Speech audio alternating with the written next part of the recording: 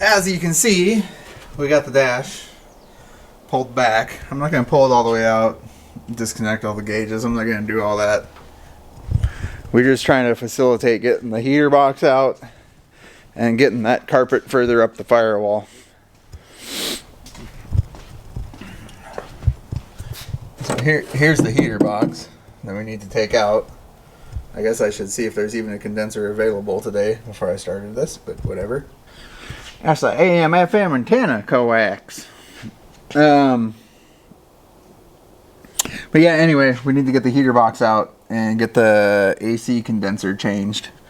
I don't think I'm going to bother putting the heater core in it. I might kick myself in the ass later, but that one doesn't leak and it's made of good quality parts. So we're just going to send it. That's a big hole in the firewall. Whew. Luckily, all of this stuff is in really nice shape. They sell kits to redo all of that. I don't think we need it. I think it's good. Okay. Speaker wires. We're getting our carpet cut out here. The Spyderco cuts it real nice, actually. You are almost outside or inside with the motor, however you want to look at it. That damn near touches the firewall. It's still a little lumpy, but it's in the right spot. And I started cutting. I think what I'm going to do now is actually mount the seat so I don't lose anything back here, and then it'll be secured. It's got bolts that hold it this way and down. So I think I'm going to do that. What is up? I got seats in, carpet in. It's a new morning again. Still woke up. Got to do stuff. Yeah, carpet. Most of the seats bolted in. Shop. A mess. Oh, I pulled the rear end back out. The thrust buttons I was talking about previously go right where that hole is, where you can see the concrete. We got to put those in. I got my evap core. Before I start doing any more drivetrain shit, we got our HVAC box out. Oh, not a heater core, evap. What did I say? We got our new evap, so we're going to put that in and get the dash back together. I know it looks like it's kind of together, but it's not. I kink this vacuum hose, which isn't the end of the world. It's just vacuum hose. And I went out to the truck. That one out there, that's my crew cab that got burnt. But inside of that crew cab, I have like 4 of these AC HVAC boxes because I was just collecting them at one point in time. So now I have a bunch. And remember how I was talking about the gaskets for this and the foam and stuff and how they sell restoration kits? In the crew cab, I found this. All the foam seals required. And I found all of these. I don't even know what these are for. Non-AC firewall gaskets. Oh, look, even a brake pedal thing. All sorts of shit. Why would it be non-AC though? That's weird. And also, what is this stuff? Oh, this is everything I ordered. Brake pedal set, window vent set, firewall gasket, fuel filler tube body gasket. Oh man. Oh, so anyway, I guess I'm taking this heater box back apart to put all this shit in it. Holy cow. We made a big mess. I really wasn't planning on restoring a heater box today, but that's what happened. And look, the dash is back together. That kicked my ass. Not an easy project, especially with having to remove the window. Heater box. New evap. So now, when I get an AC pump, because I don't even have an AC pump because they're expensive, and you know, we don't need AC, we need cubic inches. AC is a luxury item, but we'll get to that. We need new AC lines, we need a new compressor. I just wanted to do that while I was replacing the windshield, which needed replaced anyway. I have a spare up there. Got a few dash items to put back together under here. I'm going to do some other electrical work first. I want to add some circuits, and I'm going to add another fuse panel for a couple circuits, just like 3 or 4 or something. I want dedicated fuse for my fuel pump and things like that. But you don't want to tap into the factory Chrysler wiring. It's at its max already, so just leave it alone. Add a whole nother circuit. My flex plate showed up. It's beastly. Right here. SFI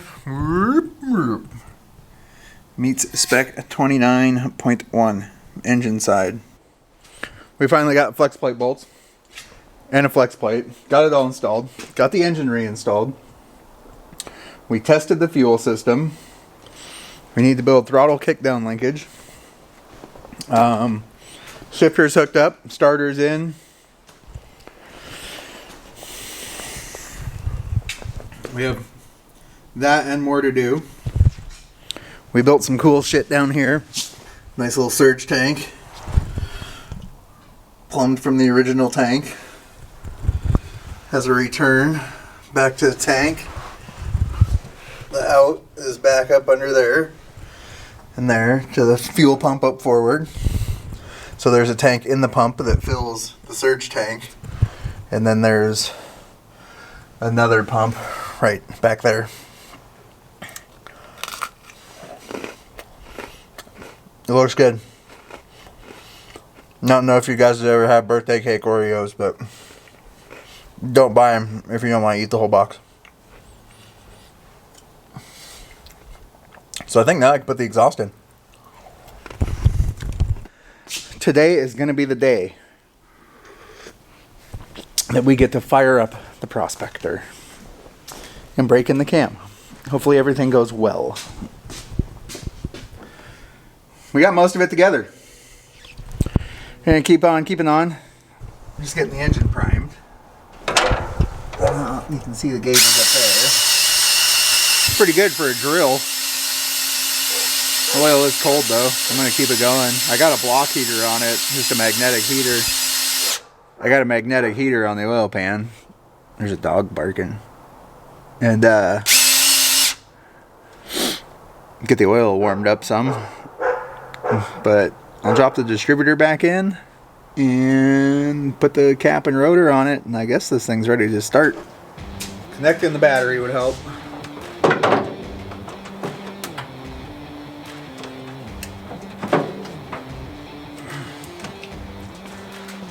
Timing lights on. It's on timing things. We're full of water. That's tight. These are tight. This is tight. One shitty freeze plug.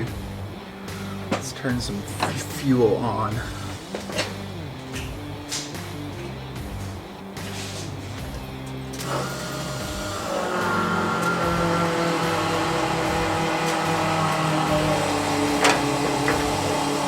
Oh shit!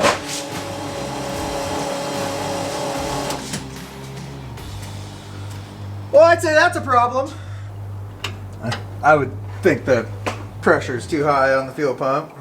I think we got it. We fixed the overflow problem. Now we're just dialing in the float levels.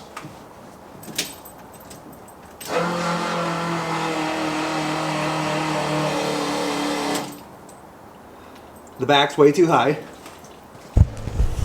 We now have 26 minutes of card for a 20-minute cam break-in. Let's get after it. We're cranking for oil pressure first. That's what we want to check first. Even though I spun it up with the drill, I primed the whole engine already. I just want to make sure it has oil pressure on the starter.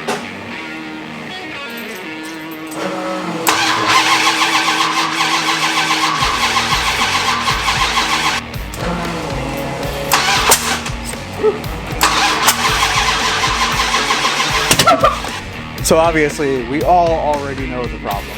We all should know that it was 180 out. And it is. I don't. Oops. So I'm gonna fix that. Probably from when I primed the engine. I got it wrong, putting it back together. But anyway. Okay. Everything should be good now. We flipped the rotor the correct direction. And we don't have any more leaky fuel. We fixed the battery cable.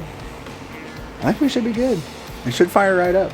I'm really want to know what this thing sounds like.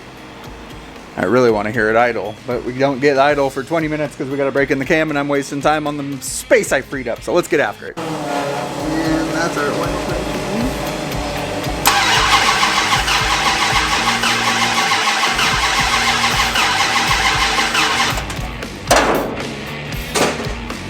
We got to hook up the distributor.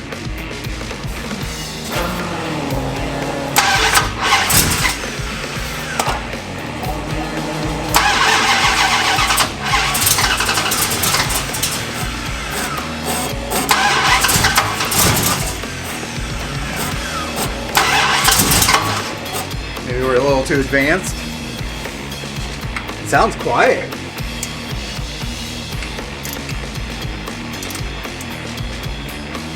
Go right there.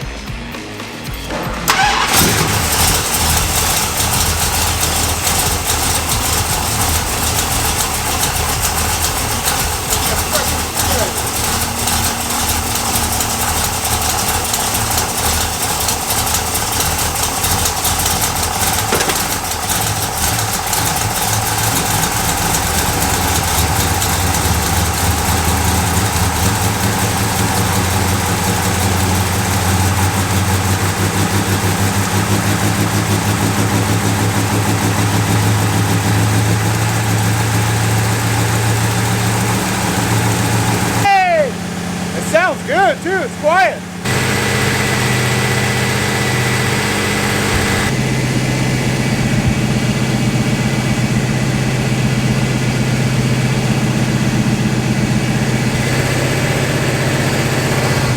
Doesn't look like my vacuum gauge is working. Oil pressure looks good. The motor sounds good.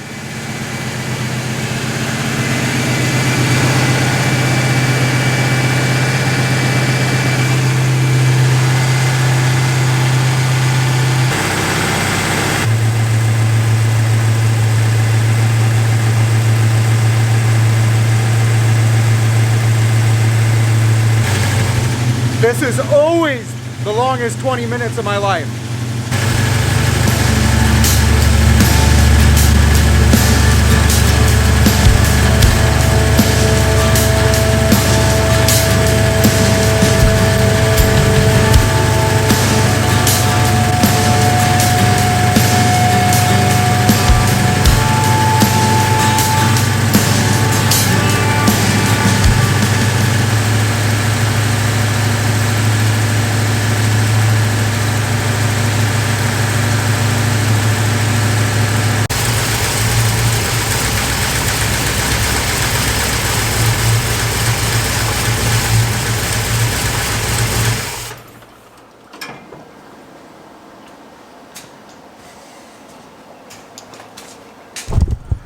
Well, I'm calling that successful.